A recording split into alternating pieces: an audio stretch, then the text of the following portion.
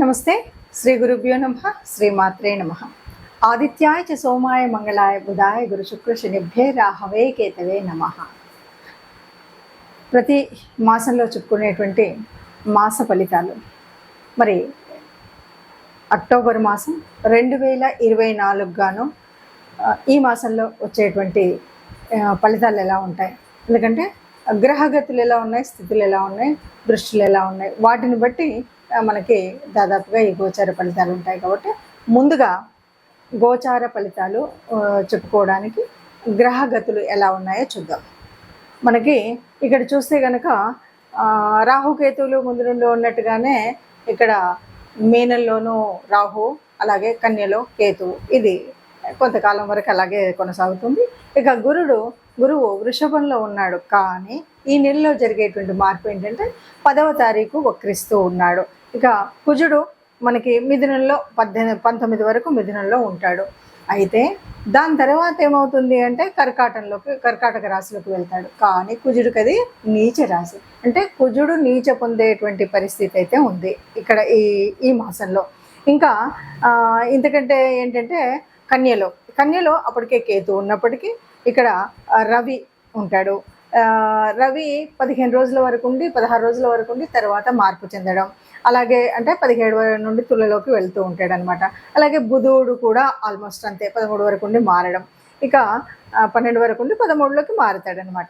ఇలా మార్పు ఉన్నప్పటికీ ఇక శుక్రుడు, తులలో ఉన్నటువంటి శుక్రుడు 11వ తారీఖు వృశ్చికంలోకి మారడం అనేటువంటిది గ్రహాల్లో మార్పు. ఇక శని ఎలాగూ వక్రించి కుంభంలో ఉన్నాడు, అది మనకు తెలిసినటువంటిదే. ఈ రాహుకేతువులు కొంతకాలంగా మీన కన్యల్లో ఉంటున్నటువంటి విషయం. మరి ఇలా ఉన్నటువంటి గ్రహస్థితులలో మరి ఈ రాసులకి అంటే ద్వాదశ రాసుల వారికి ఎలా ఉంటుంది అంటూ మనం ద్వాదశ రాసులు ఒక్కొక్క రాశిని ప్రకారంగా చెప్పుకుందాం. మనం ప్రతి మాసంలో చెప్పుకునేటువంటి మాస ఫలితాలు ఎందుకు చెప్పుకోవాలి అంటే, ఇది జనరల్గా జన్మజాతకంలో ఉన్నటువంటి జాతకాలు మనకు ఉన్నాయి కదా అన్నప్పటికీ కూడా ఏ నెలకా నెల ఎందుకు చెప్తామంటే, ఉన్నటువంటి గ్రహాలు అంటే గోచార రీత్యా మారుతున్నటువంటి గ్రహాల మూలంగా ఒక్కొక్క గ్రహం వారి యొక్క యుతి కానీ దృష్టి కానీ లేకపోతే వీటి యొక్క వక్రగతి కానీ ఇవన్నీ పరిస్థితులు మారుతూ ఉంటాయి కదా. ఇలా మారినప్పుడు ఒక్కొక్క గ్రహం ఇచ్చేటువంటి అంటే నీచ పొందడము, ఉచ్చలోకి రావడం, ఇలా స్వక్షేత్రంలోకి రావడం, వీటి వల్ల ఏ రాశులు ఉన్నారో వాళ్ళకి కొన్ని మార్పులు చేర్పులు అయితే జరుగుతాయి.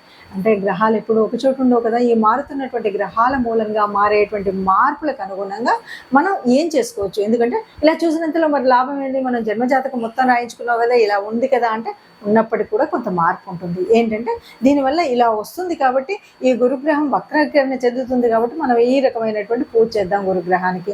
లేదు రవి నీచపడుతున్నాడు కాబట్టి రవికి నమస్కరిద్దాం, కుజుడు మరి నీచలోకి వెళ్తున్నాడు కాబట్టి ఇలా చేద్దాం అనేటువంటిది ముందు జాగ్రత్త కోసమే ఈ జ్యోతిషం ఉపయోగపడుతుంది. అందుకని గోచార రీత్యా మనం ఫలితాలు ప్రతి వారం చెప్పుకోవాలా, ప్రతి పక్షం చెప్పుకోవాలంటే చెప్పుకుంటే మనకు ఒక రకమైన ముందుగా మనకు మార్గదర్శనం చేసినట్టుగా ఉంటుంది కాబట్టి అలా చెప్పుకుంటాం. అలా మనం ఈ మాసం ఫలితాలు కూడా చెప్పుకుందాం. తదుపరి మకర రాశి వారికి ఎలా ఉంటుంది అంటే, ఓ రకంగా చెప్పాలంటే ఉన్నటువంటి గ్రహస్థితులన్నీ కూడా మెజారిటీ ఆఫ్ ద గ్రహాస్ కొంచెం లాభాన్ని కలిగించే విధంగానే ఉన్నాయి.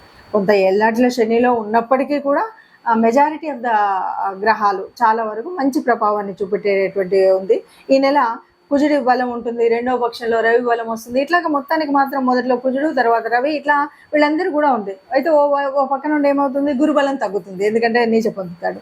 అంటే ఇట్లా గృహ సంబంధ విషయాల్లో, భూ సంబంధిత విషయాల్లో కొద్దిగా ఇబ్బంది కలిగినప్పటికీ కూడా మిగతా అన్ని విషయాల్లో మనం అనుకున్నట్టుగా చేయొచ్చు.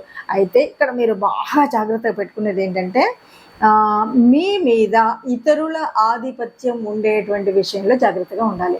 అంటే ఏదో ఒకటి వాళ్ళు చెప్పారు, ఇక వాళ్ళు డామినేషన్లోకి వచ్చారంటే మీది ఏది సాగదు. అలా సాగినప్పుడు మీరు చాలా అనుకోని పరిస్థితుల వల్ల మీరు ఏం చేయలేని పరిస్థితుల్లోకి వెళ్ళేటువంటి పరిస్థితి ఉంటుంది. కాబట్టి అలా ఉండకుండా చూసుకోవాలి. అంతేకాకుండా అనుకోకుండా మీరు ఏదో విషయం, ఏదో మనకు సంబంధం లేదు కానీ ఏదో మామూలుగా మాట్లాడారు, కానీ ఆ మాట్లాడడం వల్ల అది మీ మీద నెపం తోయబడి ఉంటుంది. అంటే ఆమె ఇట్లా చెప్పింది, అందువల్ల ఈ గొడవ, ఇట్లాగా గొడవల్లోకి దిగాడు. కాబట్టి మనకు సంబంధించినంత వరకు మనకు కానటువంటి విషయాల్ని అది సహజంగా చెప్పాలంటే రహస్యాలు అంటారు కదా, ఏ రహస్యమైనా మీ నోటి నుండి బయటకు వెళ్ళకూడదు. రహస్యాన్ని ఇప్పటి వరకు దాచినటువంటిది రహస్యాన్ని అలాగే పర్వాలేదు అందరికీ తెలిసింది కదా నేను కూడా చెప్తాను అని చెప్పారనుకో, ఆ నెపమంతా మీ మీదకి వస్తుంది. ఇది బాగా గుర్తుపెట్టుకొని రహస్యాలు, వేరే పరుల రహస్యం కానీ మన రహస్యం కానీ ఈ మాసంలో ఎట్టి పరిస్థితుల్లో ఆ రహస్యం అందరికీ తెలిసింది కదా అని మనం గొప్పగా ఏమీ చెప్పక్కర్లేదు. కొత్త నిర్ణయాలు అస్సలు తీసుకోకండి. కొత్త నిర్ణయాలు తీసుకోకుండా ఉన్నట్టయితే మిగతా ఉన్నటువంటి గ్రహాల బలం మూలంగా చక్కగా దిగ్వినీకృతం అవుతారు. చక్కటి ఆదాయం వస్తుంది. ఖర్చు కొద్దిగా అదుపులో పెట్టుకున్నట్టయితే చక్కగా లాభదాయకంగా ఉండేటువంటి పరిస్థితి ఈ మాసంలో మకర రాశి వారికి ఉందని గట్టిగా చెప్పచ్చు.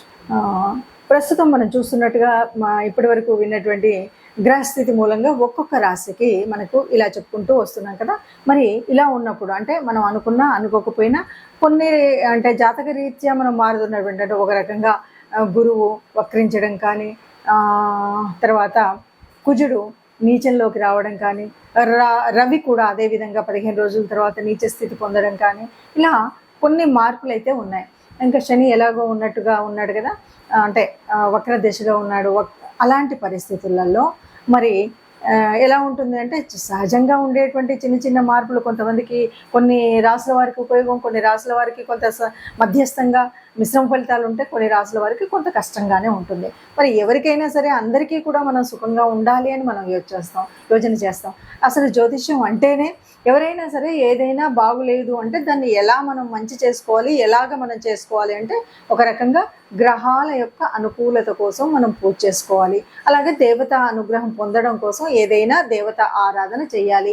ఇది కాకుండా ప్రకృతి నుండి మనం కొంత కాపాడుకోవడానికి ఒక గోమాత భూమాత లాంటివి కానీ సేవకులకు కొంత చేయడం కానీ ఇలాంటివి మనం చేస్తూ ఉన్నప్పుడు మనకున్నటువంటి దోషాల ప్రభావం తగ్గి గ్రహాల యొక్క దృష్టిలో మంచి దృష్టి అయితే పెరిగి చెడు దృష్టి అయితే తగ్గేటువంటి స్థితిని మనం పొందుతాం.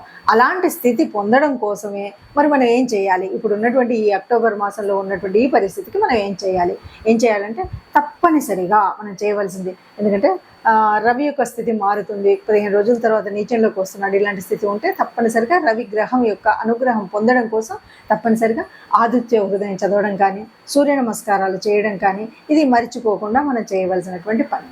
ఇది కాకుండా ఇంకా మరి కుజస్థితి కొద్దిగా ఇబ్బందిగా ఉండేటువంటి పరిస్థితి ఉంది. కాబట్టి భూపిత్రుడైనటువంటి కుజుడి నుండి అనుగ్రహం పొందాలి అంటే మనం తప్పనిసరిగా లలితా అమ్మవారి యొక్క ఆరాధన చేయాలి, లేకపోతే లలితా నామ స్తోత్రాలు చేయాలి. అలా చేసినప్పుడు నీచబంధైనటువంటి కుజుడు మూలంగా జరగబోయేటువంటి భూనష్టం కానీ, గృహ సంబంధమైనటువంటి కానీ, ఆస్తులు కానీ ఇలాంటి నష్టాలు జరగకుండా అమ్మ మనల్ని కాపాడుతుంది.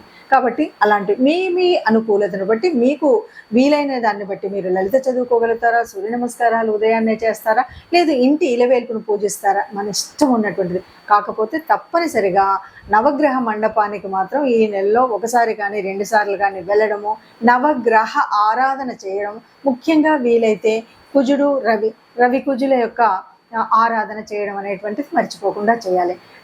ఇది కనుక మనం చేసినట్టయితే మీరు అనుకున్న విధంగా ఏదైతే మీరు ప్రణాళిక వేసుకొని వృద్ధిలోకి రావాలనుకుని మనం చేసేటువంటి వృత్తి వ్యాపార ఉద్యోగాల్లో ఉన్నాయి వాటిలో అనేక రకాలైనటువంటి మంచి జరుగుతుంది, లేదా జరిగేటువంటి చెడును ఆపే స్థితి ఉంటుంది.